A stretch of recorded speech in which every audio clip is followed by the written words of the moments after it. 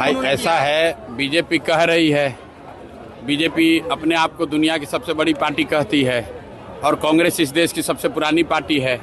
तो बीजेपी ने इल्ज़ाम लगाया है, कांग्रेस उसका जवाब देने में सक्षम है। हम लोग को उसमें क्या बोलना है? हम लोगों ने जो वीडियो देखा है उसमें वंदे मातरम पूरा गाया गया है।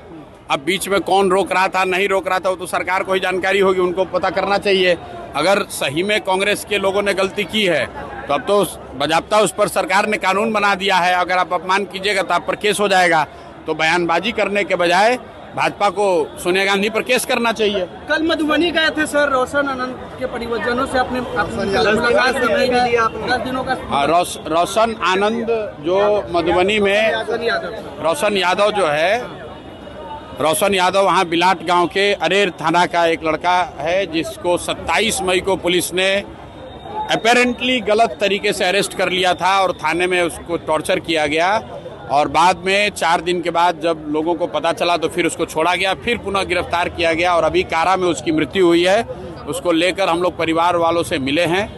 सिर्फ परिवार से ही नहीं मिले हैं, उस घटना की जांच के लिए कल परिवार के साथियों के साथ, परिवार के लोगों के साथ वहाँ के एसएसपी से भी मिले, जिन्होंने ये आश्वस्त किया है कि 10 दिन के अंदर दोषी पदाधिकारियों पर जांचों उपरांत कार्रवाई की जाएगी। अगर नहीं होगा तो 10 दिन के बाद मैं वापस फिर से वहाँ जाऊँगा।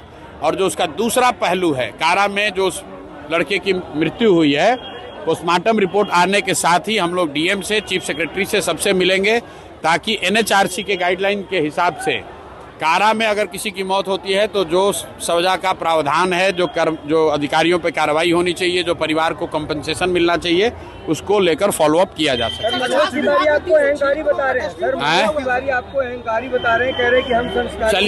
चलिए ठीक, अब मनोज तिवारी से हमको सर्टिफिकेट लेने की ज़रूरत नहीं है।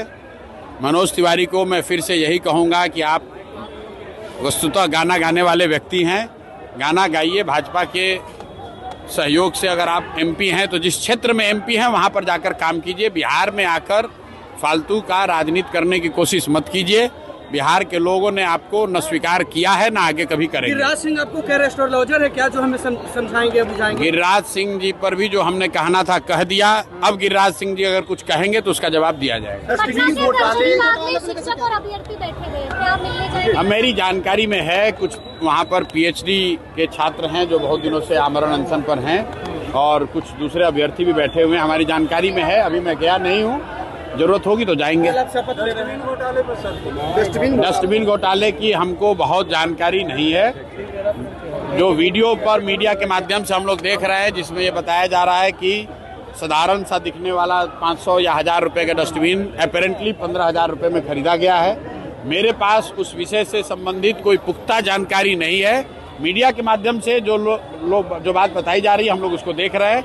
जब पूरी बात हमारी संज्ञान में आएगी, अगर हमको उसमें कुछ कहने की जरूरत होगी तो कहेंगे। कल शपथ लेने जा रहे हैं सर, कल शपथ लेने जा रहे हैं। विधायक का शपथ है, कल जो प्रक्रिया उसको पूरा करेंगे। दिलीप जायसवाल अपने आप को ईमानदार बता रहे हैं, वो कह रहे हैं कि हमको जो एक्सपोज करेगा वो पहले ही एक्सपोज हो जाता है। अब दिलीप जायसवाल जी के चाल चरित्र चेहरा को जनता के सामने रखा गया है। दिलीप जायसवाल जी को भी मालूम है, बिहार की जनता को भी मालूम है, उससे आगे उस पर कुछ कहने की भी जरूरत नहीं है।